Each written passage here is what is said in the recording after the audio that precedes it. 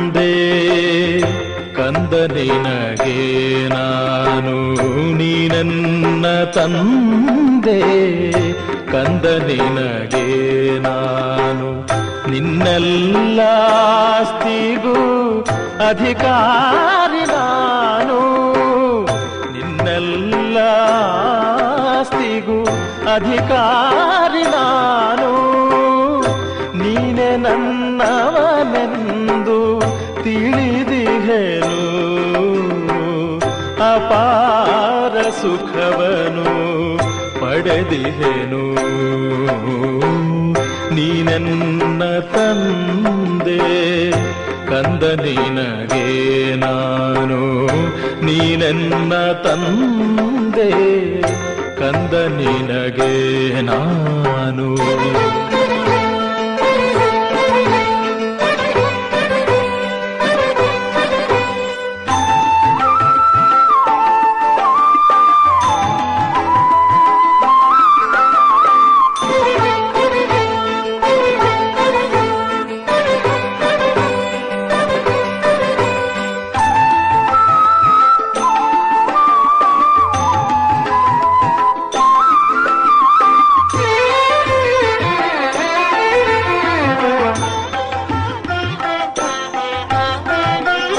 ಸರ್ವ ಸಂಬಂಧವು ನೀನೆ ನನಗೆ, ಬೇರಾರು ಇಲ್ಲವೋ ಬಂಧುಗಳು ಎನಗೆ. ಸರ್ವ ಸಂಬಂಧವು ನೀನೆ ನನಗೆ, ಬೇರಾರು ಇಲ್ಲವೋ ಬಂಧುಗಳು ಎನಗೆ. ತಂದೆ ತಾಯಿಯು ನೀನೆ, ಗುರುವು ದೈವವು ನೀನೆ. ತಂದೆ ತಾಯಿಯು ನೀನೆ, ಗುರುವು ದೈವವು ನೀನೆ. ಪತಿ ಪರಮೇಶ್ವರ ಸಖನು ನೀನೇ, ನೀನೆನ್ನ ತಂದೆ ಕಂದ ನಿನಗೆ ನಾನು, ನೀನೆನ್ನ ತಂದೆ ಕಂದ ನಿನಗೆ ನಾನು.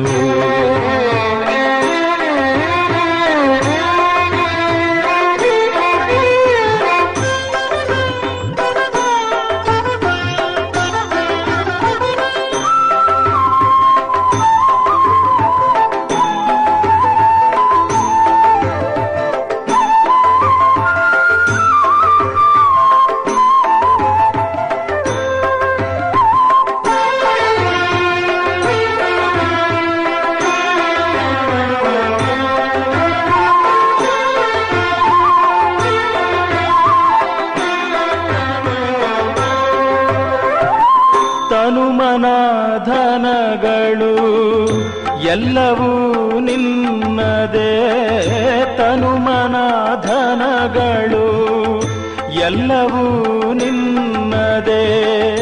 ದೇಹದಾರಿಗಳ ಬಂಧನವ ಕಳೆದೆ, ದೇಹದಾರಿಗಳ ಬಂಧನವ ಕಳೆದೆ. ಪಾಪ ಪುಣ್ಯಗಳ ಅರಿವನ್ನು ತಿಳಿಸಿದೆ, ಪಾಪ ಪುಣ್ಯಗಳ ಅರಿವನ್ನು ತಿಳಿಸಿದೆ. ಸತ್ಯದ ಮನೆಯ ಮಾರ್ಗ ತಿಳಿಸಿದೆ, ನೀನೆನ್ನ ತಂದೆ ಕಂದ ನಿನಗೆ ನಾನು, ನೀನೆನ್ನ ತಂದೆ ಕಂದ ನಿನಗೆ ನಾನು.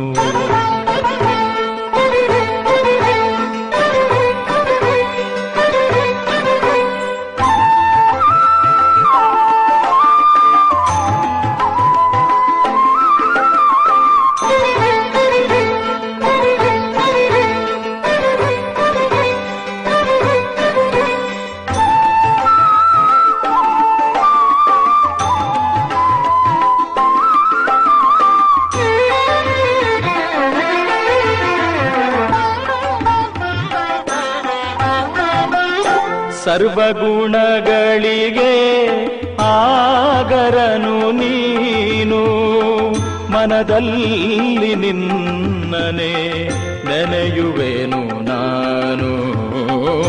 ಸರ್ವಗುಣಗಳಿಗೆ ಆಗರನು ನೀನು, ಮನದಲ್ಲಿ ನಿನ್ನನೆ ನೆನೆಯುವೆನು ನಾನು. ಬದುಕಿದೆ ನಾನಿನ್ನ ಜ್ಞಾನದಮೃತದಿಂದ, ಬದುಕಿದೆ ನಾನಿನ್ನ ಜ್ಞಾನದಮೃತದಿಂದ, ಅಮರನಾದೆನು ನಿನ್ನ ಯೋಗಾಗ್ನಿಯಿಂದ. ನೀನೆನ್ನ ತಂದೆ ಕಂದ ನಿನಗೆ ನಾನು, ನೀನೆನ್ನ ತಂದೆ ಕಂದ ನಿನಗೆ ನಾನು.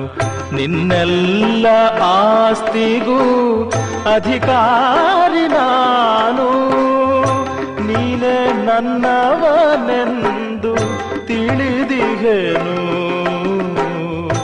ಅಪಾರ ಸುಖವನು ಪಡೆದಿಹೆನು. ನೀನೆನ್ನ ತಂದೆ ಕಂದ ನಿನಗೆ ನಾನು.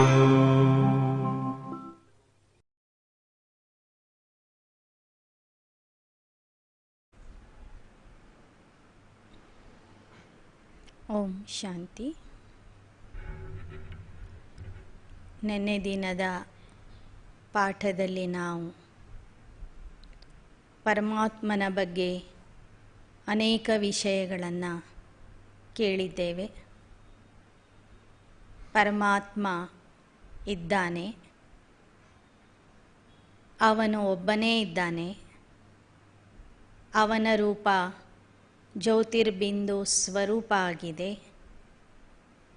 ಅವನು ಸರ್ವ ಆತ್ಮರಿಗೂ, ಸರ್ವಧರ್ಮದ, ಸರ್ವಜಾತಿಯ, ಸರ್ವ ಜನಾಂಗದ ಆತ್ಮರಿಗೆ ತಂದೆ ಆಗಿದ್ದಾನೆ. ಅವನ ಹೆಸರು ಸದಾಶಿವ ಅನ್ನೋದಾಗಿದೆ.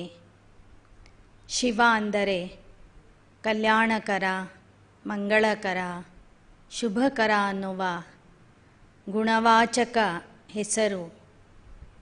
ಅವನ ಗುಣಗಳಿಂದ ಬಂದಿರುವಂಥ ಹೆಸರು ಸದಾಶಿವ ಅನ್ನೋದಾಗಿದೆ. ಹಾಗೆಯೇ ಅವನು ದುಃಖಹರ್ತ, ಸುಖಕರ್ತ, ಪತಿತ ಪಾವನ ಆಗಿದ್ದಾನೆ ಅನ್ನೋದರ ಬಗ್ಗೆ ನಿನ್ನೆ ದಿನ ನಾವೆಲ್ಲರೂ ಕೇಳಿದ್ದೇವೆ. ಈ ದಿನ ಪರಮಾತ್ಮನ ಕರ್ತವ್ಯ ಏನು ಮತ್ತು ಅವನ ಅವತರಣೆ ಯಾವಾಗ? ನಿನ್ನೆ ದಿನ ನಾವು ಪರಮಾತ್ಮನ ವಾಸಸ್ಥಾನದ ಬಗ್ಗೆನೂ ಕೇಳಿದ್ದೆ. ಅವನು ಸರ್ವೋನ್ನತ ಸ್ಥಾನವಾದಂತಹ ಪರಮಧಾಮದ ನಿವಾಸಿ ಅಂತಲೂ ಕೇಳಿದ್ದೇವೆ. ಈ ದಿನ ಅವನ ಕರ್ತವ್ಯ ಏನು ಮತ್ತು ಅವನ ಅವತರಣೆ ಯಾವಾಗ, ಯಾರ ಮೂಲಕ ಅವನು ಆ ಕರ್ತವ್ಯವನ್ನು ಮಾಡ್ತಾನೆ ಅನ್ನೋದರ ಬಗ್ಗೆ ಈ ದಿನದ ಪಾಠದಲ್ಲಿ ನಾವೆಲ್ಲರೂ ಕೇಳೋಣ. ಹೇಗೆ ಪರಮಾತ್ಮ ಶ್ರೇಷ್ಠಾತಿ ಶ್ರೇಷ್ಠ ಆಗಿದ್ದಾನೆ, ಅವನ ಗುಣಗಳು ಶ್ರೇಷ್ಠಾತಿ ಶ್ರೇಷ್ಠ ಆಗಿವೆ. ಅವನ ಸ್ಥಾನವೂ ಸಹ, ವಾಸ ಮಾಡುವ ಸ್ಥಳವೂ ಸಹ ಅಷ್ಟೇ ಶ್ರೇಷ್ಠಾತಿ ಶ್ರೇಷ್ಠವಾದಂತಹ ಸ್ಥಾನ ಆಗಿದೆಯೋ, ಹಾಗೆಯೇ ಅವನು ಮಾಡುವಂತಹ ಕರ್ತವ್ಯವೂ ಸಹ ಬಹಳ ಶ್ರೇಷ್ಠವಾದಂತಹ, ಮಹಾನವಾದಂತಹ ದಿವ್ಯ ಕರ್ತವ್ಯ ಆಗಿದೆ. ಅವನು ಮಾಡುವಂತಹ ಆ ಕರ್ತವ್ಯ ಅಥವಾ ಕೆಲಸ ಬೇರೆ ಯಾರಿಂದನೂ ಮಾಡಲಿಕ್ಕೆ ಆಗೋದಿಲ್ಲ.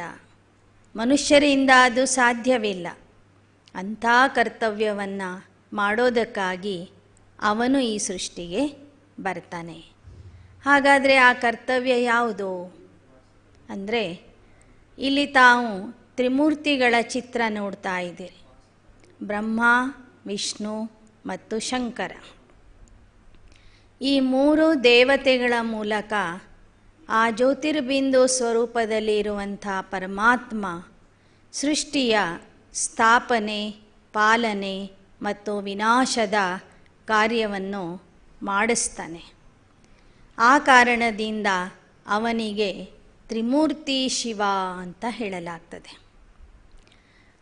ಅವನು ಇಲ್ಲಿ ತಾವು ಒಬ್ಬ ವ್ಯಕ್ತಿಯ ಚಿತ್ರವನ್ನು ನೋಡ್ತಾ ಇದ್ದೀರಿ. ಆ ಸಾಧಾರಣ ವ್ಯಕ್ತಿಯ ಶರೀರದಲ್ಲಿ ಪ್ರವೇಶ ಮಾಡಿ ಅದ್ಭುತವಾದಂತಹ ದಿವ್ಯ ಸತ್ಯ ಆಧ್ಯಾತ್ಮಿಕ ಜ್ಞಾನ ತಿಳಿಸಿಕೊಡ್ತಾನೆ. ಸೃಷ್ಟಿಯ ತ್ರಿಕಾಲ ಜ್ಞಾನವನ್ನು ತಿಳಿಸಿಕೊಡ್ತಾನೆ. ದೇವ ಜೀವ ಜಗತ್ತಿನ ಜ್ಞಾನ, ಸೃಷ್ಟಿಯ ಆದಿ ಮಧ್ಯ ಅಂತ್ಯದ ಜ್ಞಾನ ಮತ್ತು ತ್ರಿಲೋಕದ ಜ್ಞಾನ ಹೇಳುವುದರಿಂದ ಅವನಿಗೆ ತ್ರಿಕಾಲದರ್ಶಿ, ತ್ರಿಲೋಕಿನಾಥ ಅಂತ ಹೇಳಲಾಗ್ತದೆ. ಈ ವ್ಯಕ್ತಿಯ ಮೂಲಕನೇ ಪರಮಾತ್ಮ ಜೀವಾತ್ಮರಿಗೆ ಜ್ಞಾನ ನೇತ್ರವನ್ನು ಕೊಡ್ತಾನೆ. ಅದಕ್ಕಾಗಿ ಅವನಿಗೆ ತ್ರಿನೇತ್ರಿ ಅಂತಲೂ ಹೇಳಲಾಗ್ತದೆ. ಈ ತ್ರಿಮೂರ್ತಿಗಳ ಮೂಲಕ ಮೂರು ಕರ್ತವ್ಯಗಳನ್ನು ಮಾಡಿಸುವುದರಿಂದ ಆ ಪರಮಾತ್ಮ ಶಿವನಿಗೆ ತ್ರಿಮೂರ್ತಿ ಶಿವ ಅಂತಲೂ ಕರೆಯಲಾಗ್ತದೆ. ಹೀಗೆ ಈ ಸಾಧಾರಣ ವ್ಯಕ್ತಿಯ ಪರಿಚಯ ಏನಿದೆ ಅದನ್ನು ನಾವು ಮುಂದೆ ಕೇಳೋಣ. ಇವರಿಗೆ ಪ್ರಜಾಪಿತ ಬ್ರಹ್ಮ ಅಂತ ಹೇಳಲಾಗ್ತದೆ. ಇವರ ಮೂಲಕ ಜ್ಞಾನ ಹೇಳಿ ರಾಜಯೋಗ ಕಲಿಸಿ ಆ ಪರಮಾತ್ಮ ಹೊಸ ಜಗತ್ತಿನ, ಅಂದರೆ ಸ್ವರ್ಗ ಸಮಾನವಾದಂಥ ಜಗತ್ತಿನ ಸ್ಥಾಪನೆ ಮಾಡ್ತಾನೆ. ಆ ಸ್ವರ್ಗದಲ್ಲಿ ರಾಜ್ಯ ಆಳುವಂತಹ ಲಕ್ಷ್ಮೀನಾರಾಯಣರ ಮೂಲಕ ಸತ್ಯಯುಗಿ ಸೃಷ್ಟಿಯ ಪಾಲನೆ ಮಾಡಿಸ್ತಾನೆ. ನಂತರ ನರ್ಕ ಸಮಾನವಾದಂತಹ ಜಗತ್ತನ್ನು ಶಂಕರನ ಮೂಲಕ ವಿನಾಶ ಮಾಡಿಸ್ತಾನೆ. ಈ ಮೂರೂ ಕರ್ತವ್ಯಗಳನ್ನು ಮಾಡಿಸುವವನು ತ್ರಿಮೂರ್ತಿ ಶಿವ, ಅಥವಾ ಈ ಮೂರೂ ಜನರಿಗಿಂತ ಮೇಲೆ ಇರುವಂತಹ ಈ ತ್ರಿಮೂರ್ತಿಗಳಿಗೆ ಅಧಿಪತಿಯಾಗಿರುವಂತಹ ರಚಯಿತನಾಗಿರುವಂತಹ ಆ ಪರಮಾತ್ಮನೇ ಆಗಿದ್ದಾನೆ. ಆದ್ದರಿಂದ ಹೇಳ್ತಾರೆ ಬ್ರಹ್ಮ ಮುರಾರಿ ಸುರಾರ್ಜಿತ ಲಿಂಗಂ ಅಂತ ಹೇಳಿದರು. ಆಂಗ್ಲ ಭಾಷೆಯಲ್ಲಿ ಅವನಿಗೆ ಗಾಡ್ ಅಂತ ಕರೆದರು. GOD, ಗಾಡ್ ಅಂದರೆ, ಜಿ ಅಂದರೆ ಜನರೇಷನ್, O ಅಂದರೆ ಆಪರೇಷನ್ ಪಾಲನೆ, ಡಿ ಅಂದರೆ ಡಿಸ್ಟ್ರಕ್ಷನ್. ಈ ಮೂರೂ ಕರ್ತವ್ಯಗಳನ್ನು ಮಾಡಿಸುವವನು ಅವನೇ ತ್ರಿಮೂರ್ತಿ ಶಿವ ಆಗಿದ್ದಾನೆ. ಈಗಾಗಲೇ ನಾವು ಕೇಳಿದ್ದೇವೆ ಪರಮಾತ್ಮ ಪರಮಧಾಮದ ನಿವಾಸಿ ಆಗಿದ್ದಾನೆ ಅಂಥೇಳಿ. ಆದರೆ ಒಂದು ಸಮಯದಲ್ಲಿ ಅವನು ತನ್ನ ಆ ಮನೆಯನ್ನು, ಶ್ರೇಷ್ಠ ಧಾಮವನ್ನು ಬಿಟ್ಟು ಈ ಸೃಷ್ಟಿಗೆ ಅವತರಿಸಿ ಬರ್ತಾನೆ. ಹಾಗಾದರೆ ಆ ಸಮಯ ಯಾವುದು? ಪರಮಾತ್ಮನ ಬರುವಿಕೆಗೆ ಅವತರಣೆ ಎಂಬ ಶಬ್ದ ಬಳಸಲಾಗ್ತದೆ ವಿನಃ ಪರಮಾತ್ಮ ಹುಟ್ಟಿದ ಅಂತ ಯಾರೂ ಹೇಳೋದಿಲ್ಲ. ಹಾಗಾದರೆ ಅವನ ಅವತರಣೆ ಆಗ್ತದೆ. ಭಾರತೀಯರು ನಾವು ಪರಮಾತ್ಮನ ಅವತರಣೆಯನ್ನು ಎಲ್ಲರೂ ಒಪ್ಕೊಳ್ತೇವೆ. ಹಾಗಾದರೆ ಆ ಅವತರಣೆ ಯಾವಾಗ ಆಗ್ತದೆ ಅಂದರೆ ಸೃಷ್ಟಿ ನಾಟಕದ ಕೊನೆ ಕಾಲಕ್ಕೆ ಕಲಿಯುಗ ಅಂತ ಹೇಳ್ತಾರೆ. ಆ ಕಲಿಯುಗದಲ್ಲಿ ಎಲ್ಲ ಮಾನವಾತ್ಮರು ಯಾವಾಗ ದುಃಖ, ಅಶಾಂತಿ, ಪಾಪ, ಮೋಸ, ಅನ್ಯಾಯ, ಭ್ರಷ್ಟಾಚಾರ, ಪಾಪಾಚಾರದಲ್ಲಿ ಮುಳುಗಿಬಿಡ್ತಾರೆ. ಪಾಪ ಅನ್ನೋದು ಅತೀ ಆಗ್ತದೆ. ಧರ್ಮ ಹೋಗಿ ಜನ ಅಧರ್ಮದ ಮಾರ್ಗದಲ್ಲಿ ನಡಿಲಿಕ್ಕೆ ಶುರು ಮಾಡ್ತಾರೆ. ಅಂತಹ ಅಧರ್ಮದ ಸಮಯದಲ್ಲಿ, ಧರ್ಮಗ್ಲಾನಿಯ ಸಮಯದಲ್ಲಿ ಆ ಶಿವ ಪರಮಾತ್ಮ ಸೃಷ್ಟಿಗೆ ಬರ್ತಾನೆ. ಅವನ ಅವತರಣೆಯ ರಾತ್ರಿ ಅಂದ್ರೇ ಅಜ್ಞಾನ ಅಂಧಕಾರದ ರಾತ್ರಿ. ಹೀಗಾಗಿ ಅವನ ಅವತರಣೆಯ ಸಮಯಕ್ಕೆ ಶಿವರಾತ್ರಿ ಅಂತ ಹೇಳಲಾಗ್ತದೆ. ಅದಕ್ಕೂ ಮುಂಚೆ ನಾವು ಮತ್ತೊಂದು ವಿಚಾರವನ್ನು ಇಲ್ಲಿ ತಿಳ್ಕೊಳ್ಳೋಣ. ಇದುವರೆಗೂ ಭಾರತೀಯರು ನಾವು ಶಿವ ಮತ್ತು ಶಂಕರ ಇಬ್ಬರು ಒಂದೇ ಅಂತ ತಿಳ್ಕೊಂಡಿದ್ವಿ. ಶಿವ ಅಂತಿದ್ದಂಗೆ ಆ ಶಂಕರನ ಮೂರ್ತಿ ನಮ್ಮ ಕಣ್ಮುಂದೆ ಬರ್ತಿತ್ತು. ಆದರೆ ಇಲ್ಲಿ ಸ್ವತಃ ಶಿವನೇ ಬಂದು ಹೇಳ್ತಿದ್ದಾನೆ, ನಾನೇ ಬೇರೆ, ಈ ತಪಸ್ವಿ ಶಂಕರನೇ ಬೇರೆ ಅಂತ. ನೋಡಿ, ಶಂಕರನ ಚಿತ್ರವನ್ನು ತಾವು ನೋಡಿದ್ದೀರಿ. ಅವನ ಮುಂದೆ ಒಂದು ಸಣ್ಣ ಶಿವಲಿಂಗ ಇರುತ್ತೆ. ಅವನು ಸದಾ ಧ್ಯಾನ ಮಗ್ನ ಆಗಿ ಕೂತಿರ್ತಾನೆ, ತಪಸ್ಸು ಮಾಡ್ತಿರ್ತಾನೆ.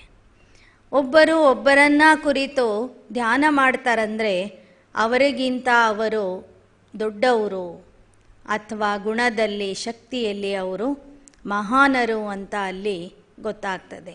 ಸೊ ಶಂಕರ ಶಿವನನ್ನ ಕುರಿತು ತಪಸ್ಸು ಮಾಡ್ತಾನೆ. ಹೀಗೆ ಶಂಕರನಿಗೆ ತಪಸ್ವಿ ಅಂತ ಹೇಳ್ಬೋದು. ಆದರೆ ಆ ತಪಸ್ಸಿನ ಫಲ ಕೊಡೋನು ಆ ಪಕ್ಕದಲ್ಲಿ ಇದ್ದಾನಲ್ಲ, ಅವನು ನಿರಾಕಾರ ಶಿವ ಪರಮಾತ್ಮ ಆಗಿದ್ದಾನೆ. ಶಂಕರ ಆಕಾರಿ ದೇವತೆ, ಆದರೆ ಶಿವ ನಿರಾಕಾರ. ಇಲ್ಲಿ ನಿರಾಕಾರ ಅಂದರೆ ಆಕಾರನೇ ಇಲ್ಲ ಅಂತ ತಿಳ್ಕೋಬಾರ್ದು. ಆದರೆ ಅವನಿಗೆ ಶಾರೀರಿಕ ಆಕಾರ ಇಲ್ಲ, ಸ್ಥೂಲ ಆಕಾರ ಇಲ್ಲ ಎಂಬ ಅರ್ಥದಲ್ಲಿ ಅವನಿಗೆ ನಿರಾಕಾರ ಜ್ಯೋತಿ, ನಿರಾಕಾರ ಪರಂಜ್ಯೋತಿ ಸ್ವರೂಪ ಅಂತ ಹೇಳಲಾಗ್ತದೆ. ಹೀಗೆ ಶಿವ ನಿರಾಕಾರ, ಶಂಕರ ಆಕಾರಿ ದೇವತೆ. ಶಿವ ಯೋಗೇಶ್ವರ, ಶಂಕರ ಯೋಗಿ. ಹೀಗೆ ಶಿವ ರಚಯಿತ, ಶಂಕರ ರಚನೆ. ಶಿವ ತಂದೆ, ಶಂಕರ ಮಗ. ಹೀಗೆ ಶಂಕರನೇ ಬೇರೆ, ಶಿವನೇ ಬೇರೆ ಆಗಿದ್ದಾನೆ. ಯಾವುದೇ ಒಂದು ಈಶ್ವರನ ದೇವಸ್ಥಾನದಲ್ಲಿ, ಶಿವನ ದೇವಸ್ಥಾನದಲ್ಲಿ ನೀವು ನೋಡಿರ್ಬೋದು, ಎಲ್ಲ ಮಂದಿರಗಳಲ್ಲಿ ಆ ಲಿಂಗ ಸ್ವರೂಪದ ಮೂರ್ತಿ ಇರ್ತದೆ ವಿನಃ ಶಂಕರನ ಮೂರ್ತಿ ಯಾವ ದೇವಸ್ಥಾನದಲ್ಲೂ ಇರೋದಿಲ್ಲ. ಇತ್ತೀಚೆಗೆ ಶಂಕರನ ಮೂರ್ತಿಗಳನ್ನು ಮಾಡಿ ಹೊರಗೆ ದೇವಸ್ಥಾನದ ಮೇಲೆ, ಬೆಟ್ಟದ ಮೇಲೆ ನಿರ್ಮಿಸ್ತಾ ಇದ್ದಾರೆ. ಆದರೆ ಪುರಾತನ ಕಾಲದಿಂದ ಶಿವನ ದೇವಾಲಯಗಳು ಅಂದರೆ ಅಲ್ಲಿ ಒಳಗೆ ಲಿಂಗ ಸ್ವರೂಪನೇ ಇರ್ತಿತ್ತು ವಿನಃ ಬೇರೆ ಯಾವ ಸ್ವರೂಪನೂ ಇರ್ತಿರಲಿಲ್ಲ. ಲಿಂಗ ಸ್ವರೂಪ ಅಂದ್ರೇ ಆ ನಿರಾಕಾರ ಜ್ಯೋತಿಯ ಸಾಕಾರ ಪ್ರತೀಕ ಅಂತನೂ ನಿನ್ನೆ ದಿನ ನಾವು ಕೇಳಿದ್ದೇವೆ. ಆ ಪೀಠ ಸಹಿತವಾದಂಥ ಶಿವಲಿಂಗವನ್ನು ನಾವಿಲ್ಲಿ ನೋಡ್ತಾ ಇದ್ದೀವಿ. ಕೆಳಗಿರುವಂಥದ್ದು ಅವನ ಪೀಠ ಅಥವಾ ಕುರ್ಚಿ. ಮೇಲಿರುವಂಥ ಜ್ಯೋತಿ ಆಕಾರದ ಪ್ರತಿಮೆ ಏನಿದೆ ಅದು ಮಾತ್ರ ಶಿವನ ಪ್ರತಿರೂಪ. ಆ ಜ್ಯೋತಿ ಆಕಾರದ ಶಿವಲಿಂಗವನ್ನು ನಾವು ನೋಡಿದಾಗ ಅಲ್ಲಿ ನಾವು ಯಾವುದೇ ರೀತಿಯ ಅವಯವಗಳನ್ನು ನೋಡೋದಿಲ್ಲ. ಆ ಲಿಂಗಕ್ಕೆ ಕಣ್ಣು, ಕಿವಿ, ಮೂಗು, ಬಾಯಿ ಏನೂ ಇರೋದಿಲ್ಲ. ಅಂದರೆ ಅವನಿಗೆ ನಮ್ಮ ಥರ ಕರ್ಮೇಂದ್ರಿಯಗಳು ಇಲ್ಲ, ಅಂಗಗಳನ್ನು ಹೊಂದಿರುವಂಥ ದೇಹ ಅವನಿಗೆ ಇಲ್ಲ ಅನ್ನೋದು ಅಲ್ಲಿ ಸ್ಪಷ್ಟವಾಗಿ ನಮಗೆ ಕಾಣಿಸ್ತದೆ. ಪ್ರಾಚೀನ ಕಾಲದಲ್ಲಿ ಎಲ್ಲ ಜ್ಯೋತಿರ್ಲಿಂಗಗಳನ್ನು ನೆಲದ ಮೇಲೇ ಸ್ಥಾಪನೆ ಮಾಡ್ತಿದ್ರು. ಆದರೆ ಯಾವಾಗ ಮನುಷ್ಯನಿಗೆ ಅಥವಾ ಭಕ್ತರಿಗೆ ಕುರ್ಚಿ ಬೇಕಾಯಿತೋ ಆಗ ಆ ಶಿವನಿಗೂ ಸಹ ಒಂದು ಪೀಠ ಕಟ್ಟಿದ್ರು ಮತ್ತು ಪೀಠದ ಮೇಲೆ ಅವನನ್ನು ಸ್ಥಾಪನೆ ಮಾಡಿದ್ರು. ಹೀಗೆ ನಾವಿಲ್ಲಿ ನೋಡ್ತಿರುವಂತಹ ಶಿವಲಿಂಗ ಪೀಠ ಸಹಿತವಾಗಿ ಇರುವಂತಹ ಶಿವನ ಪ್ರತಿಮೆಯಾಗಿದೆ. ಶಿವ ಒಬ್ಬನೇ, ಆದರೆ ಅವನ ಪ್ರತಿಮೆಗಳನ್ನು ಸಾವಿರಾರು ಸಂಖ್ಯೆಯಲ್ಲಿ, ಲಕ್ಷ ಲಕ್ಷದ ಸಂಖ್ಯೆಯಲ್ಲಿ ನಾವು ಭಾರತದಲ್ಲಿ ನಿರ್ಮಿಸಿದ್ದೇವೆ. ಹೇಗೆ ಗಾಂಧೀಜಿಯವರ ನೆನಪಿಗಾಗಿ ಭಾರತೀಯರು ತಮ್ಮ ತಮ್ಮ ಮನೆಗಳಲ್ಲಿ ಗಾಂಧೀಜಿಯವರ ಒಂದು ಭಾವಚಿತ್ರವನ್ನು ಹಾಕ್ಕೊಂಡಿರ್ತಾರೆ. ಕೆಲವರು ದೊಡ್ಡ ಆಕಾರದಲ್ಲಿ, ಕೆಲವರು ಚಿಕ್ಕ ಆಕಾರದಲ್ಲಿ ಆ ಚಿತ್ರವನ್ನು ಹಾಕ್ಕೊಂಡಿರ್ತಾರೆ.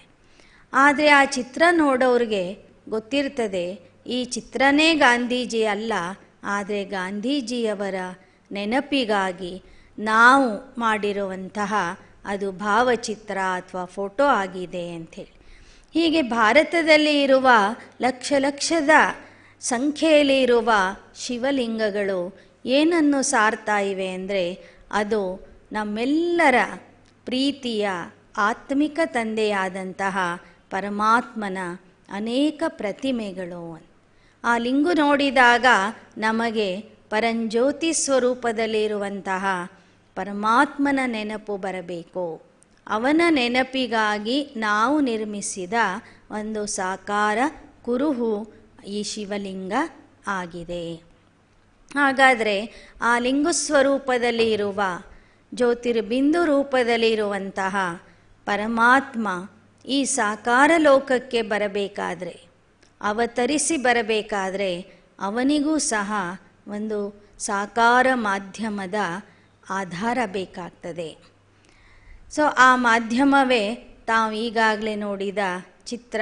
ಪ್ರಜಾಪಿತ ಬ್ರಹ್ಮರವರ ಶರೀರದಲ್ಲಿ ಪರಮಾತ್ಮ ಪರಕಾಯ ಪ್ರವೇಶ ಮಾಡಿ ಬರ್ತಾನೆ. ಎಂತಹ ದೇಶವೋ ಅಂತಹ ವೇಷ. ಮನುಷ್ಯ ಆತ್ಮರಿಗೆ ಜ್ಞಾನ ಶಿಕ್ಷಣ ಕೊಡೋದಕ್ಕಾಗಿ ಅವನೂ ಸಹ ಒಂದು ಸಾಧಾರಣ ಮಾನವನ ದೇಹವನ್ನು ಆಧಾರವನ್ನಾಗಿ ಪಡೆದು ಅವರ ಮೂಲಕ ಈಶ್ವರಿಯ ಜ್ಞಾನ ತಿಳಿಸಿಕೊಡ್ತಾನೆ. ಭಾರತದ ಎಲ್ಲ ಹಬ್ಬಗಳ ರಹಸ್ಯವನ್ನು ಹೇಳಿಕೊಡ್ತಾನೆ. ಎಲ್ಲ ವೇದ ಶಾಸ್ತ್ರ ಪುರಾಣಗಳ ಸಾರವನ್ನೇ ತನ್ನ ದಿವ್ಯ ಆಧ್ಯಾತ್ಮಿಕ ಜ್ಞಾನದ ಮೂಲಕ ತಿಳಿಸಿಕೊಡ್ತಾನೆ. ಹಾಗಾದರೆ ಅವನ ಅವತರಣೆ ಆಗೋದು ಯಾವಾಗ? ಈಗಾಗಲೇ ನಾನು ಹೇಳಿದೆ, ಧರ್ಮದ ಗ್ಲಾನಿ ಆದಾಗ, ಪಾಪ ಅತೀ ಹೆಚ್ಚಾದಾಗ ಆ ಪರಮಾತ್ಮ ಈ ಸೃಷ್ಟಿಗೆ ಬರ್ತಾನೆ. ಹಾಗಾದರೆ ಧರ್ಮಗ್ಲಾನಿಯ ಸಮಯ ಯಾವುದು? ನಾವು ಇಂದು ಏನು ಸುತ್ತಲೂ ಪರಿಸ್ಥಿತಿಯನ್ನು ನೋಡ್ತಾ ಇದ್ದೀವಿ, ವರ್ತಮಾನ ಸಮಯದಲ್ಲಿ ಎಲ್ಲ ಕಡೆಗೂ ಏನನ್ನು ನೋಡ್ತಾ ಇದ್ದೀವೋ ಅವೆಲ್ಲ ಧರ್ಮಗ್ಲಾನಿಯ ಲಕ್ಷಣಗಳನ್ನೇ ನೋಡ್ತಾ ಇದ್ದೀವಿ. ಎಲ್ಲ ಕ್ಷೇತ್ರಗಳಲ್ಲಿಯೂ ಸಹ, ರಾಜಕೀಯ ಕ್ಷೇತ್ರನೇ ಇರಲಿ, ಧಾರ್ಮಿಕ ಕ್ಷೇತ್ರನೇ ಇರಲಿ, ಆರ್ಥಿಕ ಕ್ಷೇತ್ರನೇ ಇರಲಿ, ಸಾಮಾಜಿಕ ಕ್ಷೇತ್ರನೇ ಇರಲಿ, ಪ್ರತಿಯೊಂದು ಕ್ಷೇತ್ರದಲ್ಲಿ ದುಃಖ, ಅಶಾಂತಿ, ಮೋಸ, ವಂಚನೆ ತುಂಬಿ ತುಳುಕ್ತಾ ಇದೆ. ಅಂದ ಮೇಲೆ ಎಲ್ಲ ಕಡೆಗೂ ಇವತ್ತು ನಾವು ಅಧರ್ಮವನ್ನು ನೋಡ್ತಾ ಇದ್ದೀವಿ. ಧರ್ಮಗ್ಲಾನಿಯ ಲಕ್ಷಣಗಳ ಬಗ್ಗೆ ಕಾಲಜ್ಞಾನಿಗಳು ಕೆಲವು ವಿಚಾರಗಳನ್ನು ಹೇಳಿದ್ದಾರೆ, ಬರೆದಿಟ್ಟಿದ್ದಾರೆ. ಏನು ಅಂದರೆ, ಜೋಡು ಸೂರ್ಯ ಮೂಡಿದಾಗ, ಎತ್ತಿಲ್ಲದ ಬಂಡಿ ನಡೆದಾಗ, ಎಣ್ಣೆ ಇಲ್ಲದ ದೀಪ ಉರಿದಾಗ, ಜಡ ವಸ್ತುಗಳು ಮಾತನಾಡಿದಾಗ ಸೃಷ್ಟಿಯ ಅಂತಿಮ ಕಾಲ ಬಂದಿದೆ ಅಂತ ತಿಳ್ಕೋಬೇಕು, ಪರಿವರ್ತನೆಯ ಸಮಯ ಬಂದಿದೆ ಅಂತ ತಿಳ್ಕೋಬೇಕು ಅಂತ ಬರೆದಿಟ್ಟಿದ್ದಾರೆ. ಹಾಗಾದರೆ ಇವತ್ತು ನಾವು ಆ ಎಲ್ಲ ಚಿಹ್ನೆಗಳನ್ನು, ಲಕ್ಷಣಗಳನ್ನು ನಮ್ಮ ಸುತ್ತಲೂ ನೋಡ್ತಾ ಇದ್ದೀವಿ. ನೋಡಿ, ಇವತ್ತು ಎತ್ತು ಇಲ್ಲದ ಗಾಡಿ ಓಡಾಡ್ತದಂದರೆ ಈ ಟ್ರ್ಯಾಕ್ಟರ್ಗಳು, ವಾಹನಗಳು, ಮೋಟರ್ಗಳು ಎಲ್ಲ ಓಡಾಡ್ತಾ ಇದ್ದಾವೆ. ಎಣ್ಣೆ ಇಲ್ಲದ ದೀಪ ಉರಿತದಂದರೆ ಈ ವಿದ್ಯುತ್ ದೀಪಗಳು ಉರಿತಾ ಇವೆ. ಜಡ ವಸ್ತುಗಳು ಮಾತಾಡ್ತವೆ ಅಂದರೆ ಟಿ ವಿ, ಮೊಬೈಲ್ ಇವೆಲ್ಲ ಮಾತಾಡ್ತಾ ಇದ್ದಾವೆ, ರೇಡಿಯೋ. ಇಂಥ ಸಮಯದಲ್ಲಿ ಜೋಡು ಸೂರ್ಯ ಮೂಡ್ತಾನೆ ಅಂದರೆ ಅರ್ಥ ಏನು? ಒಬ್ಬನು ಈ ಜಗತ್ತಿಗೆ ಬೆಳಕು ನೀಡುವಂತಹ ಸೂರ್ಯ ಪ್ರತಿನಿತ್ಯ ಉದಯವಾಗ್ತಾನೆ ಮತ್ತು ಅಸ್ತ ಆಗ್ತಾನೆ. ಹಾಗೆ ಜೊತೆಗೆ ಜ್ಞಾನ ಸೂರ್ಯನಾಗಿರುವಂತಹ, ಜ್ಞಾನೇಶ್ವರನಾದಂತಹ, ಪರಂಜ್ಯೋತಿ ಸ್ವರೂಪನಾದಂತಹ ಜ್ಞಾನ ಸೂರ್ಯ ಪರಮಾತ್ಮನು ಸೃಷ್ಟಿಗೆ ಅವತರಿಸಿ ಬರ್ತಾನೆ. ಆಗ ತಿಳ್ಕೋಬೇಕು, ಈ ಸೃಷ್ಟಿಯಲ್ಲಿ ಅಧರ್ಮದ ರಾಜ್ಯ ನಡೀತಾ ಇದೆ, ಧರ್ಮಗ್ಲಾನಿ ಆಗಿದೆ ಅಂತ ತಿಳ್ಕೊಂಡು. ಹೀಗೇನೆ ಇನ್ನೂ ಕೆಲವರು ಈ ಅಧರ್ಮದ ಲಕ್ಷಣಗಳನ್ನು ಬೇರೆ ಬೇರೆ ರೀತಿಯಲ್ಲಿ ಬರೆದಿಟ್ಟಿದ್ದಾರೆ. ಒಬ್ಬರು ಒಂದು ಕಥೆಯನ್ನು ಹೇಳ್ತಾ ಇದ್ದರು. ನೋಡಿ, 4 ಬಾವಿಗಳ ನೀರನ್ನು ಒಂದು ಬಾವಿ ತನ್ನಲ್ಲಿ ಸೇರಿಸ್ಕೊಳ್ತದಂತೆ. ಒಂದು ಬಾವಿಯ ನೀರನ್ನು ಆ ಉಳಿದ 4 ಬಾವಿಗಳು ತಮ್ಮಲ್ಲಿ ಹಾಕಿಕೊಳ್ಳೋದಿಲ್ಲ ಅಂತ ಹೇಳಿದರು. ಇದರ ಅರ್ಥ ಏನು ಅಂದರೆ, ಮಧ್ಯದಲ್ಲಿ ಇರುವಂಥ ಒಂದು ಬಾವಿ ಅಂದರೆ ಅಪ್ಪ ಅಮ್ಮ, ಉಳಿದ 4 ಬಾವಿಗಳು ಅಂದರೆ 4 ಜನ ಮಕ್ಕಳು. ತಂದೆ ತಾಯಿಗಳು ಆ 4 ಜನ ಮಕ್ಕಳನ್ನು ಒಂದೇ ರೀತಿಯಲ್ಲಿ ನೋಡಿ ಅವರಿಗೆ ಶಿಕ್ಷಣ ಕೊಟ್ಟು, ಪಾಲನೆ ಕೊಟ್ಟು, ರಕ್ಷಣೆ ಮಾಡಿ, ಸಂಭಾಲನೆ ಮಾಡಿ ಅವರನ್ನು ಬೆಳೆಸ್ತಾರೆ. ಬೆಳೆದ ನಂತರ 4 ಜನ ಮಕ್ಕಳು 4 ಮನೆಗಳನ್ನು ಮಾಡ್ತಾರೆ.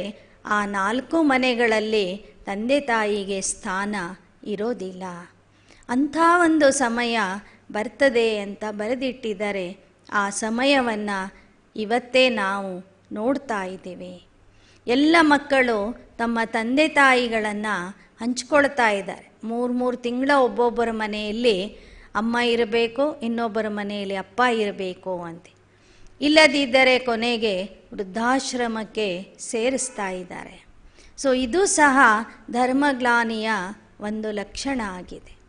ಹಾಗೆಯೇ ಇನ್ನು ಕೆಲವರು ಏನು ಬರೆದಿಟ್ರು ಅಂದರೆ, ಹೆಣ್ಮಕ್ಕಳು ಕೇಶ ಶೃಂಗಾರ ಮಾಡ್ತಾರೆ, ಹಸು ತಿಪ್ಪೆಯಲ್ಲಿ ಮುಖ ಹಾಕ್ತದೆ, ಆಹಾರ ಪದಾರ್ಥಗಳನ್ನು ಪ್ಯಾಕೆಟ್ಗಳಲ್ಲಿ ಮಾರಾಟ ಮಾಡ್ತಾರೆ, ಇದುವೇ ಅಧರ್ಮದ ಲಕ್ಷಣ ಅಂತ ಬರೆದಿಟ್ರು. ಇವತ್ತು ನೋಡ್ರಿ, ಹೆಣ್ಮಕ್ಕಳಿಗೆ ಆಭರಣ ಹಾಕುವಂತೆ ಇಲ್ಲ, ಭಯ ಇದೆ. ಅದಕ್ಕೆ ಇರೋ 4 ಕೂದಲುಗಳನ್ನೇ ಹಿಂದೆ ಮುಂದೆ ಬಾಚಿಕೊಂಡು ಫ್ಯಾಷನ್ ಮಾಡ್ತಿರ್ತಾರೆ. ಇನ್ನು ಹಸು ದನಗಳಿಗೆ ಆಹಾರನೇ ಸಿಗ್ತಾ ಇಲ್ಲ. ಮನುಷ್ಯನಿಗೆ ಆಹಾರ ಇಲ್ಲ ಅಂದರೆ ಪಶು ಪ್ರಾಣಿಗಳಿಗೂ ಸಹ ಆಹಾರದ ಕೊರತೆ ಉಂಟಾಗ್ತಾ ಇದೆ. ಹೀಗಾಗಿ ಹಸು ಇವತ್ತು ಕಸ ತಿಂತಾ ಇದೆ, ತಿಪ್ಪೆಯಲ್ಲಿ ಬಾಯಿ ಹಾಕ್ತಾ ಇದೆ. ಆಮೇಲೆ ಇನ್ನೊಂದು ಲಕ್ಷಣ ಅವರು ಹೇಳಿದರು, ಈ ಕನ್ಯೆಯರು ತಮ್ಮ ಬಾಯಿಯಿಂದನೇ ನನಗೆ ಮದುವೆ ಮಾಡಿಕೊಡಿ ಅಂತ ಕೇಳ್ತಾರಂತೆ. ಆ ಕಾಲನೂ ಸಹ ಇವತ್ತು ಬಂದಿದೆ ನೋಡಿ. ನೀವೆಲ್ಲ ವಯಸ್ಸಾದವರು ನಿಮಗೆ ಮದುವೆ ಮಾಡಿಕೊಡಿ ಅಂತ ನಿಮ್ಮ ಅಪ್ಪ ಅಮ್ಮನ ಹತ್ರ ಕೇಳಿರಲಿಲ್ಲ. ಆದರೆ ಈಗಿನ ಹುಡುಗಿಯರು ನಿಮಗೆ ಹೇಳದೆ ಕೇಳದೇನೆ ಒಬ್ಬರನ್ನ ಕಟ್ಕೊಂಡೇ ಬಂದುಬಿಟ್ಟಿರ್ತಾರೆ. ನಾವು ಹೀಗೆ ಮದುವೆ ಮಾಡ್ಕೊಂಡು ಬಿಟ್ಟಿದ್ದೀವಿ, ಒಪ್ಪಿಗೆ ಕೊಡೋದಿದ್ರೆ ಕೊಡಿ, ಇಲ್ಲಾಂದರೆ ಹೋಗ್ತೀವಿ ಅಂತ ಟಾಟಾ ಮಾಡಿ ಹೋಗಿಬಿಡ್ತಾರೆ. ಹಾಗೆಯೇ ಆಹಾರ ಪದಾರ್ಥಗಳನ್ನು, ಹಾಲು, ಎಣ್ಣೆ, ತುಪ್ಪ ಇವೆಲ್ಲ ಪದಾರ್ಥಗಳನ್ನು ಪ್ಯಾಕೆಟ್ಗಳಲ್ಲಿ ಇವತ್ತು ಮಾರಾಟ ಮಾಡ್ತಿದ್ದಾರೆ. ಇವೆಲ್ಲ ಅಧರ್ಮದ ಲಕ್ಷಣಗಳು. ಹಾಗಾದರೆ ಈಗಾಗಲೇ ಪ್ರಪಂಚದಲ್ಲಿ ಧರ್ಮದ ಗ್ಲಾನಿ ಆಗಿದೆ ಅನ್ನೋದನ್ನು ನಾವೆಲ್ಲರೂ ಮನಪೂರ್ವಕ ಒಪ್ಕೊಳ್ತಾ ಇದ್ದೀವಿ. ನಮ್ಮ ಮನಸ್ಸೇ ಒಪ್ಕೊಳ್ತಾ ಇದೆ. ಇದು ಧರ್ಮದ ರಾಜ್ಯ ಅಲ್ಲ, ಧರ್ಮದ ಸಮಯ ಅಲ್ಲ, ಇದು ಅಧರ್ಮದ ಸಮಯ ನಡೀತಾ ಇದೆ. ಧರ್ಮ ಗ್ಲಾನಿ ಈಗಾಗಲೇ ಆಗಿಬಿಟ್ಟಿದೆ ಅಂತ. ಹಾಗಾದರೆ ಧರ್ಮದ ಗ್ಲಾನಿ ಆಗಿದೆ ಅಂದಾಗ ಧರ್ಮ ಗ್ಲಾನಿಯ ಸಮಯದಲ್ಲಿ ಬರಬೇಕಾದ ಆ ತಂದೆಯೂ ಸಹ ಈ ಸೃಷ್ಟಿಗೆ ಬಂದಿದ್ದಾನೆ. ಪರಮಾತ್ಮನ ಮಹಾವಾಕ್ಯ ಇದೆ, ಯದಾ ಯದಾ ಹಿ ಧರ್ಮಸ್ಯ ಗ್ಲಾನಿರ್ಭವತಿ ಭಾರತ ಅಭ್ಯುತ್ಥಾನಾಮಧರ್ಮಸ್ಯ ತದಾತ್ಮಾನಾಂ ಸೃಜಾಮ್ಯಹಂ ಪರಿತ್ರಾಣಾಯ ಸಾಧೂನಾಂ ವಿನಾಶಾಯ ಚ ದುಷ್ಕೃತಾಂ ಧರ್ಮ ಸಂಸ್ಥಾಪನಾರ್ಥಾಯ ಸಂಭವಾಮಿ ಯುಗೆ ಯುಗೆ. ಅಧರ್ಮದ ಸಮಯದಲ್ಲಿ ನಾನೇ ಬಂದು ಎಲ್ಲರ ಉದ್ಧಾರ ಮಾಡಿ ಸದ್ಧರ್ಮದ ಸ್ಥಾಪನೆ ಮಾಡ್ತೀನಿ ಎಂಬ ಪರಮಾತ್ಮನ ವಚನದ ಪ್ರಕಾರ ಅವನು ಧರ್ಮಗ್ಲಾನಿಯ ಸಮಯದಲ್ಲಿ ಈಗಾಗಲೇ ಬಂದಿದ್ದಾನೆ. ಧರ್ಮದ ಗ್ಲಾನಿ ಆಗಿದೆ ಅಂದ ಮೇಲೆ ಆ ಸಮಯದಲ್ಲಿ ಬರಬೇಕಾದ ಪರಮಾತ್ಮನೂ ಸಹ ಈ ಸೃಷ್ಟಿಗೆ ಅವತರಿಸಿ ಬಂದಿದ್ದಾನೆ. ಈಗಾಗಲೇ 85 ವರ್ಷಗಳಿಂದ ಅವನ ಒಂದು ದಿವ್ಯ ಮಹಾನ ಕಾರ್ಯ ಈ ಸೃಷ್ಟಿಯಲ್ಲಿ ನಡೀತಾ ಇದೆ. ಆ ಒಂದು ಅವನ ಅವತರಣೆಗೆ ಶಿವರಾತ್ರಿ ಅಂತ ಹೇಳಲಾಗ್ತದೆ. ಶಿವ ಅಜ್ಞಾನದ ಅಧರ್ಮದ ರಾತ್ರಿಯಲ್ಲಿ ಬರ್ತಾನೆ ಅಂತ ಅರ್ಥ. ಬಂದು ಜ್ಞಾನದ ಬೆಳಕನ್ನು ಕೊಡ್ತಾನೆ. ಮತ್ತು ಅವನೇ ನಮಗೆ ಉಪವಾಸ, ಜಾಗರಣೆ, ನಮ್ಮ ಎಲ್ಲ ಆಧ್ಯಾತ್ಮಿಕ ಆಚರಣೆಗಳ ಅರ್ಥವನ್ನು ಸಹ ತನ್ನ ಸತ್ಯ ಜ್ಞಾನದಲ್ಲಿ ತಿಳಿಸಿಕೊಡ್ತಾನೆ. ನೋಡಿ, ಶಿವರಾತ್ರಿ ಅಂತಿದ್ದಂಗೆ ನಮ್ಮೆಲ್ಲರಿಗೂ ನೆನಪಾಗುವುದು ಉಪವಾಸ, ಜಾಗರಣೆ ಮತ್ತು ವಿಶೇಷವಾದ ಶಿವಪೂಜೆ. ಉಪವಾಸ ಅಂದರೆ ನಾವು ನೀವೆಲ್ಲರೂ ಮಾಡ್ತಿದ್ದೀವಲ್ಲ. ಇತ್ತೀಚಿನ ಕಾಲದಲ್ಲಿ ನಾವು ಊಟ 9, ದೋಸೆ 20 ಅನ್ನೋ ಥರ ಉಪವಾಸ ಮಾಡ್ತಿದ್ದೀವಿ. ಹಳೆ ಕಾಲದ ಭಕ್ತರು ನಿರಾಹಾರಿ ಉಪವಾಸ ಮಾಡ್ತಿದ್ರು, ನಿರ್ಜಲ ಉಪವಾಸ ಮಾಡ್ತಿದ್ರು. ಅದರಿಂದ ದೇಹಕ್ಕೂ ಸಹ ಸ್ವಲ್ಪ ಅವರಿಗೆ ವಿಶ್ರಾಂತಿ ಸಿಗ್ತಿತ್ತು, ಹೊಟ್ಟೆಗೆ ವಿಶ್ರಾಂತಿ ಸಿಗ್ತಿತ್ತು, ಆರೋಗ್ಯಕ್ಕೆ ಅದು ಒಳ್ಳೆಯದಾಗಿತ್ತು. ಮತ್ತು ಜೊತೆಗೆ ಪರಮಾತ್ಮನ ಧ್ಯಾನನೂ ಸಹ ಅವರು ಅಷ್ಟೇ ಪ್ರೀತಿಯಿಂದ ಮಾಡ್ತಿದ್ರು, ಶ್ರದ್ಧೆಯಿಂದ ಭಕ್ತಿ ಮಾಡ್ತಿದ್ರು. ಆದರೆ ಈಗಿನ ಉಪವಾಸ ಶರೀರಕ್ಕೂ ಒಳ್ಳೆಯದಲ್ಲ, ಆತ್ಮಕ್ಕಂತೂ ಗೊತ್ತೇ ಇಲ್ಲ ಹೇಗೆ ಮಾಡಬೇಕು ಅನ್ನೋದು. ಕೆಲವರು ಉಪವಾಸ ಅಂಥೇಳಿ ಎಲ್ಲವನ್ನು ಇನ್ನೂ ಡಬಲ್ ತಿಂದು 2ನೇ ದಿನ ಡಾಕ್ಟರ್ಸ್ಗಳ ಹತ್ರನೂ ಹೋಗುವಂಥವ್ರಿದ್ದಾರೆ. ಹಾಗಾದರೆ ನಿಜವಾದ ಉಪವಾಸ ಯಾವುದು? ಪರಮಾತ್ಮ ಹೇಳ್ತಾನೆ, ಉಪ ಅಂದರೆ ಹತ್ತಿರ, ವಾಸ ಅಂದರೆ ಇರುವುದು. ನೀವೆಲ್ಲ ಜೀವಾತ್ಮರು ನನ್ನ ಮಕ್ಕಳಾಗಿ ನನ್ನ ಜೊತೆಗೆ ಇರಿ, ನನ್ನ ಧ್ಯಾನದಲ್ಲಿ ಇರಿ, ನನ್ನನ್ನು ಸ್ಮರಣೆ ಮಾಡಿರಿ, ನನ್ನ ಹತ್ತಿರದಲ್ಲಿ ಇರಿ ಅಂತ ಅವನು ಹೇಳ್ತಾನೆ. ಸೊ ಮನಸ್ಸು ಹಾಗೂ ಬುದ್ಧಿಯಿಂದ ಅವನ ಹತ್ತಿರದಲ್ಲಿ ಅವನ ಜೊತೆಗೇ ಇರುವಂತಹ ಸಾಧನೆ ಏನಿದೆ ಅದು ನಿಜವಾದ ಉಪವಾಸ. ಉಪವಾಸದ ದಿನ ಆಹಾರವನ್ನು ತ್ಯಾಗ ಮಾಡ್ತಾರೆ. ಹಾಗೆ ಪರಮಾತ್ಮ ಹೇಳ್ತಾನೆ, ನಿಮ್ಮಲ್ಲಿ ಇರುವ ದುಷ್ಟ ಗುಣಗಳನ್ನು, ದುರ್ಗುಣಗಳನ್ನು, ಕೆಟ್ಟ ಅಭ್ಯಾಸಗಳನ್ನು ನೀವು ತ್ಯಾಗ ಮಾಡಿರಿ, ಹಾಗೂ ನನ್ನ ಸಮೀಪದಲ್ಲಿ ಇರುವ ಅಭ್ಯಾಸ ಮಾಡಿರಿ. ಪರಮಾತ್ಮ ನಮಗೆ ದೈಹಿಕ ಉಪವಾಸ ಹೇಳಿಕೊಡೋದಿಲ್ಲ, ಆದರೆ ನಮಗೆ ಮನಸ್ಸಿನ ಉಪವಾಸ ಹೇಳಿಕೊಡ್ತಾನೆ. ಇಡೀ ವರ್ಷ ಎಲ್ಲ ಊಟ ಮಾಡಿ ಒಂದು ದಿನ ನಾವು ದಿನ ಮಾಡುವ ಅಡುಗೆ ಬಿಟ್ಟು ಬೇರೆ ರೀತಿಯ ಆಹಾರವನ್ನು ಸ್ವೀಕರಿಸಿದರೆ ನಾವು ಪರಮಾತ್ಮನ ಪ್ರೀತಿಗೆ ಪಾತ್ರ ಆಗೋದಿಲ್ಲ, ಅಥವಾ ಅವನ ಸಾನ್ನಿಧ್ಯಕ್ಕೆ ನಾವು ಸೇರೋದಿಲ್ಲ. ಇವತ್ತು ಭಾರತದಲ್ಲಿ ಊಟ ಇಲ್ಲದೇನೆ ಪ್ರತಿದಿನ ಒಪ್ಪತ್ತು ಮಾಡುವಂತಹ ಸಾವಿರಾರು ಜನ ಇದ್ದಾರೆ, ಲಕ್ಷ ಜನ ಇದ್ದಾರೆ. ಹಾಗಾದರೆ ಅವರು ಪ್ರತಿನಿತ್ಯನೂ ಉಪವಾಸ ಮಾಡ್ತಿದ್ದಾರೆ. ಅವರು ಈಗಾಗಲೇ ಪರಮಾತ್ಮನ ಹತ್ತಿರ ಹೋಗಬೇಕಿತ್ತು, ಆದರೆ ಅವರು ಯಾರೂ ಹೋಗಿಲ್ಲ.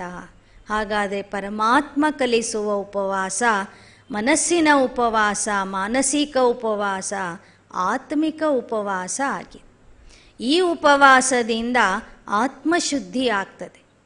ಪರಮಾತ್ಮನಲ್ಲಿ ಇರುವ ಗುಣಗಳು ಅವನ ಸಾನ್ನಿಧ್ಯದಿಂದ ನಮ್ಮಲ್ಲಿ ಬರ್ತಾ ಹೋಗ್ತವೆ, ಆತ್ಮ ಶಕ್ತಿಶಾಲಿ ಆಗ್ತದೆ. ಹಾಗೆಯೇ ಜಾಗರಣೆ ಅಂದರೆ ಇಡೀ ವರ್ಷ ಎಲ್ಲ ಮಲಗಿ ಒಂದು ದಿನ ರಾತ್ರಿ 12 ಗಂಟೆವರೆಗೆ ಜಾಗರಣೆ ಮಾಡಬೇಕು ಅಂತ ತಿಳ್ಕೊಂಡಿದ್ದಾರೆ. ಕೆಲವರು ಸಿನಿಮಾ ನೋಡಿ ಜಾಗರಣೆ ಮಾಡ್ತಾರೆ, ಕೆಲವರು ಇಸ್ಪೇಟ್ ಆಡಿ ಜಾಗರಣೆ ಮಾಡ್ತಾರೆ. ಹಳೆ ಕಾಲದವರು ಭಕ್ತಿ ಭಾವನೆ ಭಜನೆ ಮಾಡಿ ಜಾಗರಣೆ ಮಾಡ್ತಿದ್ರು, ಆದರೆ ಈಗಿನವರು ಅದು ಸಹ ಮಾಡ್ತಿಲ್ಲ. ಹಾಗಾದರೆ ಇಡೀ ವರ್ಷ ಮಲಗಿ ಒಂದು ದಿನ ಮಾತ್ರ ನಾವು 12 ಗಂಟೆವರೆಗೆ ಎಚ್ಚರ ಇದ್ದಿದ್ದಕ್ಕೆ ನಾವು ಪರಮಾತ್ಮನ ಸಾನ್ನಿಧ್ಯಕ್ಕೆ ಹೋಗಲು ಸಾಧ್ಯವೇ? ಇವತ್ತು ಕಾರ್ಖಾನೆಗಳಲ್ಲಿ ಕೆಲಸ ಮಾಡುವಂಥವರು ಒಂದು ವಾರ ನೈಟ್ ಡ್ಯೂಟಿ ಮಾಡ್ತಾರೆ, ಒಂದು ವಾರ ಡೇ ಡ್ಯೂಟಿ ಮಾಡ್ತಾರೆ, ಇಡೀ ವಾರನೂ ಅವರು ಮಲಗಿರೋದಿಲ್ಲ. ಹೀಗೆ ಇನ್ನೂ ಅನೇಕರಿಗೆ ನಿದ್ದೆನೇ ಬರೋದಿಲ್ಲ, ಪ್ರತಿದಿನ ನಿದ್ದೆ ಮಾತ್ರೆ ನುಂಗಿ ಮಲಗುವಂಥವರು ಇದ್ದಾರೆ. ಹಾಗಾದರೆ ಅವರು ಇಡೀ ವರ್ಷವೂ ಜಾಗರಣೆ ಮಾಡ್ತಾರಲ್ಲ, ಅವರೆಲ್ಲರೂ ಭಗವಂತನ ಅಥವಾ ಶಿವನ ಸಾನ್ನಿಧ್ಯಕ್ಕೆ ಹೋಗಬೇಕಿತ್ತು. ಆದರೆ ಅವರು ಯಾರೂ ಸಹ ಹೋಗಿಲ್ಲ. ಅಂದ ಮೇಲೆ ಆ ಒಂದು ದಿನದ ಸ್ಥೂಲ ಜಾಗರಣೆಯಿಂದ ನಾವು ಪರಮಾತ್ಮನನ್ನು ಪಡೀಲಿಕ್ಕೆ ಆಗೋದಿಲ್ಲ. ಹಾಗಾದರೆ ಅವನು ಹೇಳುವ ಜಾಗರಣೆ ಯಾವುದು? ಅವನು ಹೇಳ್ತಾನೆ, ನಿಮಗೆ ನೀವು ದೇಹ ಅಂತ ತಿಳ್ಕೊಂಡಿದ್ರಿ, ಅಜ್ಞಾನದಲ್ಲಿ ಇದ್ರಿ, ಅಜ್ಞಾನ ನಿದ್ದೆಯಿಂದ ಈಗ ಎಚ್ಚರ ಆಗ್ರಿ, ಜಾಗೃತ ಆಗ್ರಿ, ಆತ್ಮ ಜಾಗೃತಿ ನಿಮ್ಮಲ್ಲಿ ಬರಲಿ. ಕೆಟ್ಟ ಕಾರ್ಯಗಳಿಂದ, ಕೆಟ್ಟ ಸಂಗದಿಂದ, ಕೆಟ್ಟ ಅಭ್ಯಾಸಗಳಿಂದ ದೂರ ಇರಿ. ಅದು ನಿಜವಾದ ಜಾಗರಣೆ. ಹೆಜ್ಜೆ ಹೆಜ್ಜೆಗೂ ನೀವು ಯೋಚನೆ ಮಾಡಿ ನಡೀರಿ. ನೀವೇನು ಕೆಲಸ ಮಾಡ್ತಿದ್ದೀರಿ, ಅದರ ಪರಿಣಾಮ ಏನಾಗ್ಬೋದು, ನೀವು ಮಾಡುವಂಥ ಕೆಲಸ ಅದು ಪಾಪದ ಕಾರ್ಯವೋ ಪುಣ್ಯದ ಕಾರ್ಯವೋ, ಸತ್ಯನೋ ಅಸತ್ಯನೋ ಯೋಚನೆ ಮಾಡಿ ಹೆಜ್ಜೆ ಹೆಜ್ಜೆಯನ್ನು ಇಡುವಂಥದ್ದು. ಸನ್ಮಾರ್ಗದಲ್ಲಿ ನಡೆಯುವಂಥದ್ದೇನಿದೆ ಅದು ನಿಜವಾದ ಜಾಗರಣೆ. ಇಂತಹ ಜಾಗರಣೆ, ಇಂತಹ ಉಪವಾಸ ವರ್ಷಕ್ಕೆ 1 ದಿನ ಮಾಡಿದರೆ ಸಾಲದು, ಆದರೆ ಇಡೀ ವರ್ಷವೂ ನಾವು ಮಾಡ್ತಿರಬೇಕು. ಅದಕ್ಕೆ ಹೇಳ್ತಾರೆ, ಸತ್ಯ ಶಿವಶರಣರಿಗೆ ನಿತ್ಯವೂ ಶಿವರಾತ್ರಿ. ನಮ್ಮ ಜೀವನದಲ್ಲಿ ಶಿವನ ಮಿಲನ ಮಾಡುವ ಶಿವರಾತ್ರಿ, ಶಿವನಿಂದ ಶಕ್ತಿ ಪಡೆಯುವ ಶಿವರಾತ್ರಿ, ಶಿವನಿಂದ ಗುಣಗಳನ್ನು ಪಡೆಯುವ ಶಿವರಾತ್ರಿ, ಶಿವನ ಧ್ಯಾನ ಮಾಡುವ ಶಿವರಾತ್ರಿ ನಿತ್ಯವೂ ನಡಿಬೇಕು. ಆಗ ಮಾತ್ರ ನಾವು ಅವನಿಂದ ಏನನ್ನು ಬಯಸ್ತಾ ಇದ್ದೇವೋ, ಸುಖ, ಶಾಂತಿ, ಸಮೃದ್ಧಿ, ಆರೋಗ್ಯ, ಆಯುಷ್ಯ, ಅದು ಎಲ್ಲವೂ ಸಹ ಅವನಿಂದ ಸಿಗೋದಕ್ಕೆ ಸಾಧ್ಯವಿದೆ. ಹಾಗೆಯೇ ಶಿವರಾತ್ರಿ ಅಂದೇ ವಿಶೇಷವಾಗಿ ಶಿವಪೂಜೆ ಮಾಡ್ತಾರೆ. ಎಲ್ಲರೂ ಸಹ ಶಿವನ ದರ್ಶನ ಮಾಡ್ತಾರೆ. ಇಡೀ ವರ್ಷ ಶಿವನ ಪೂಜೆ ಮಾಡದಿದ್ದವರೂ ಸಹ ಅವತ್ತಿನ ದಿನ ವಿಶೇಷವಾಗಿ ಶಿವ ಮಂದಿರಕ್ಕೆ ಹೋಗಿ ಶಿವ ಪೂಜೆಯನ್ನು ಸಲ್ಲಿಸ್ತಾರೆ. ಆ ಒಂದು ಪೂಜಾ ವಿಧಾನಕ್ಕೂ ಒಂದು ಅರ್ಥ ಇದೆ.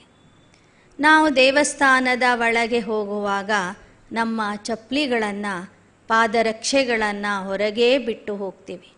ಅದರ ಅರ್ಥ ಏನು ಅಂದರೆ, ಈ ನಮ್ಮ ದೇಹನೇ ಒಂದು ಚಪ್ಪಲಿ, ಇದು ತೊಗಲಿನ ಚೀಲ ಅಂತ ಹೇಳ್ತಾರೆ. ಇದೆ ಚರ್ಮದ ಚೀಲ. ಈ ದೇಹದ ಅಭಿಮಾನವನ್ನು ಹೊರಗೆ ಬಿಟ್ಟು ನಮ್ರತೆಯಿಂದ ನಾವು ಆ ಶಿವನ ಬಳಿಗೆ ಹೋಗಬೇಕು ಎಂಬ ಅರ್ಥದಿಂದ ಆ ಚಪ್ಪಲಿಗಳನ್ನು ಹೊರಗೆ ಬಿಡುವಂಥ ಪದ್ಧತಿ ಬಂದಿದೆ. ನಂತರ ಒಳಗೆ ಹೋಗ್ತಿದ್ದಂಗೆ ನಾವು ಗಂಟೆ ಬಾರಿಸ್ತೀವಿ.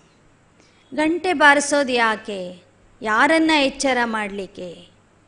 ಗಂಟೆ ಅಂದರೆ ಸಮಯದ ಸೂಚನೆ ಕೊಡುವಂತಹ ಒಂದು ಸಾಧನ. ಪರಮಾತ್ಮ ಶಿವ ಈ ಧರ್ಮಗ್ಲಾನಿಯ ಸಮಯದಲ್ಲಿ, ಈ ಧರ್ಮಗ್ಲಾನಿಯ ಸಮಯಕ್ಕೆ ನಾವು ಸಂಗಮ ಯುಗ ಅಂತ ಹೇಳ್ತೀವಿ. ಅದರ ಬಗ್ಗೆನೂ ನಾವು ಮುಂದಿನ ಪಾಠದಲ್ಲಿ ಕೇಳೋಣ.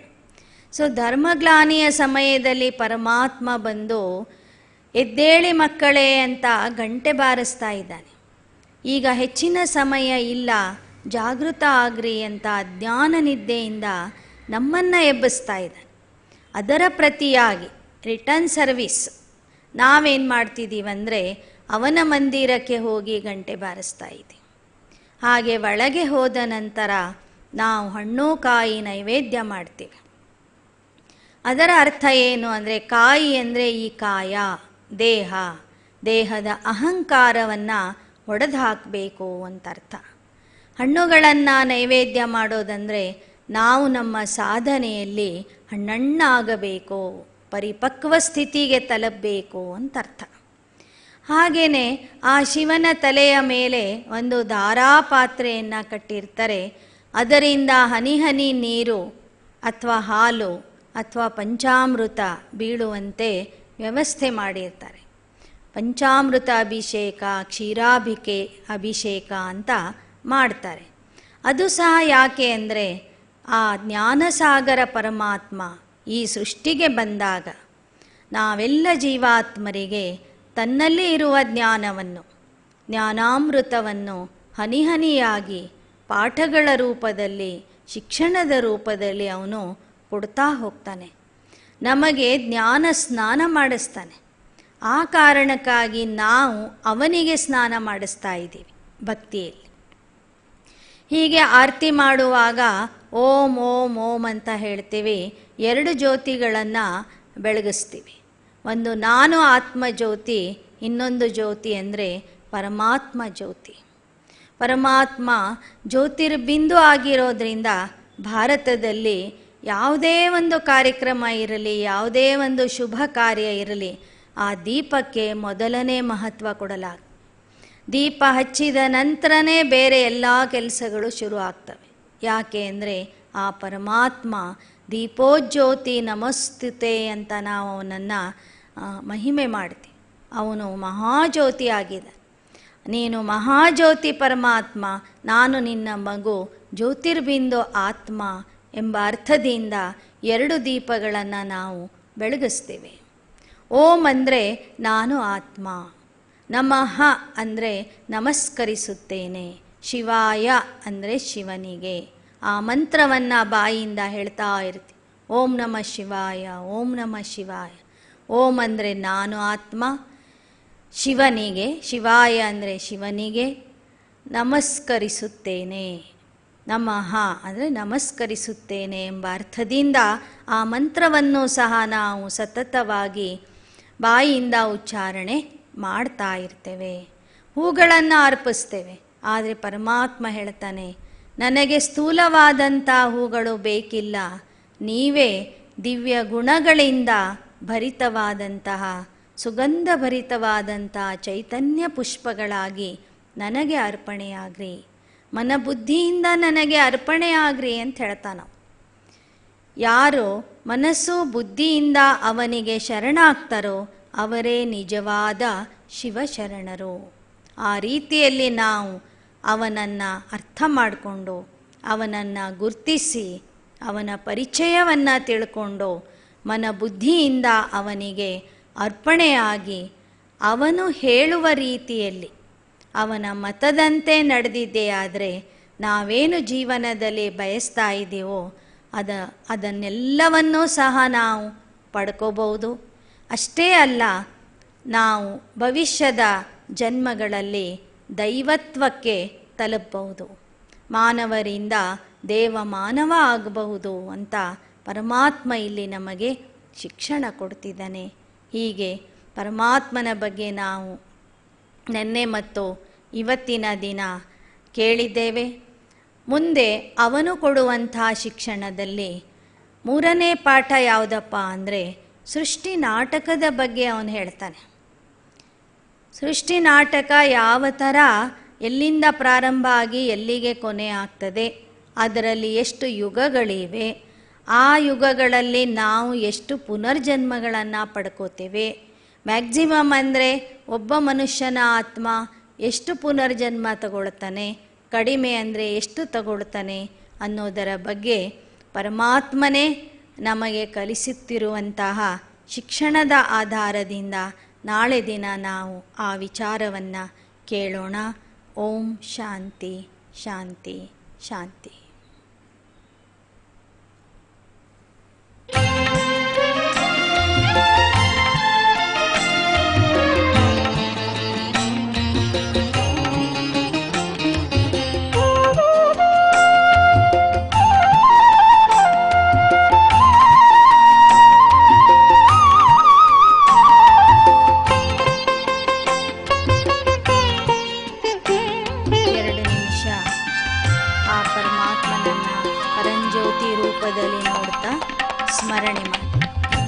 ನನ್ನ ಮನ ನಿನ್ನ ಮಿಲನಕ್ಕೆ ಹಾತೊರೆಯಲಿದೆ ಶಿವ ತಂದೆ. ನನ್ನ ಮನ ನಿನ್ನ ಮಿಲನಕ್ಕೆ ಹಾತೊರೆಯಲಿದೆ ಶಿವ ತಂದೆ. ನಿನ್ನ ಮಡಿಲಲಿ ನಾ ಜೀವನ ಕಂಡೆ, ನಿನ್ನ ಮಡಿಲಲಿ ನಾ ಜೀವನ ಕಂಡೆ.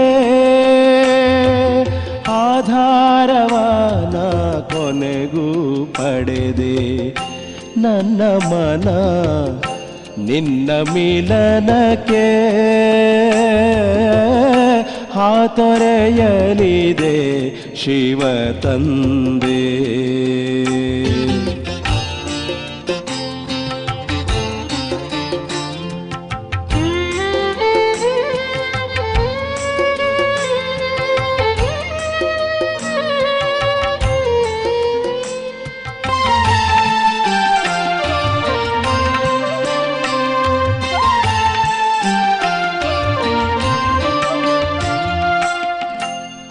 ನಿನ್ನ ನೋಡಿ ಕಂಡೆ ನಾನು ಒಡನೆ ತಂದೆ ರೂಪವಾ ಎನ್ನ ಜೀವನ ಸಖನು ನೀನೇ ಸರ್ವ ಸಂಬಂಧ ನೀನೇ ನಿನ್ನ ಪಡೆದ ನನಗೆ ಈಗ ಕಳೆಯಿತು ಮನದ ಕತ್ತಲೆ ನಿನ್ನ ಪಡೆದ ನನಗೆ ಈಗ ಕಳೆಯಿತು ಮನದ ಕತ್ತಲೆ ಜ್ಞಾನೋದಯವಾಯಿತು ನನಗೆ ನನ್ನ ಮನ ನಿನ್ನ ಮಿಲನಕ್ಕೆ ಹಾತೊರೆಯಲಿದೆ ಶಿವ ತಂದೆ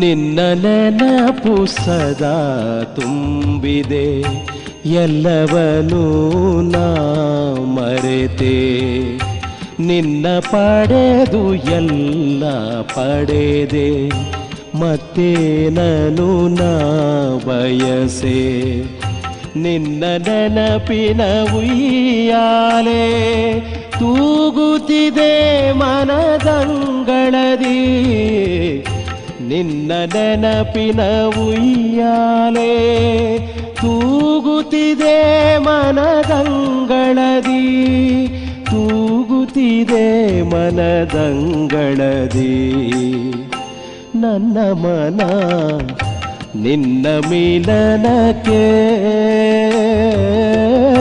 ಹಾತೊರೆಯಲಿದೆ ಶಿವ ತಂದೆ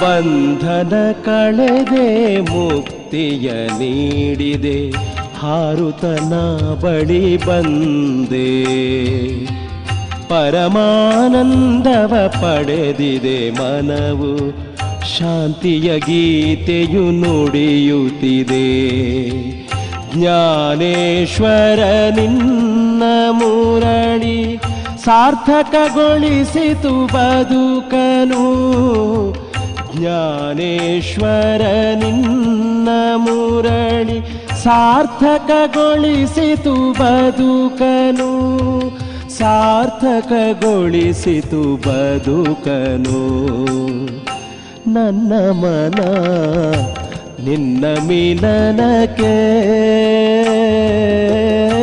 ಹಾತೊರೆಯಲಿದೆ ಶಿವ ತಂದೆ ನನ್ನ ಮನ ನಿನ್ನ ಮಿಲನಕ್ಕೆ ಹಾತೊರೆಯಲಿದೆ ಶಿವ ತಂದೆ ನನ್ನ ಮನ ನಿನ್ನ ಮಿಲನಕ್ಕೆ